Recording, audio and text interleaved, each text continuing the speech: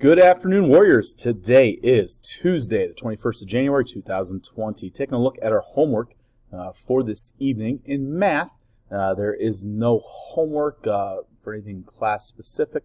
However, we do have 30 minutes of MobyMax that is due by the end of this week, as well as our first units of measurement test is going to be this upcoming Friday.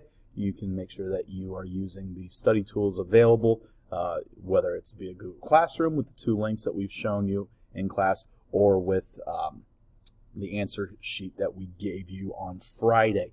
In science, there is no homework. The science fair for honor science, that is next Tuesday, the 28th, after school until 4:30.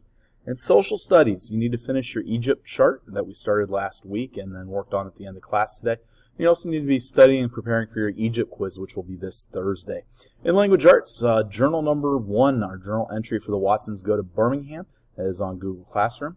It's very important that we go through and get into the habit of getting these journals completed. Remember, on Google Classroom, there is an example for how Mrs. Murray went through and did her example for you guys.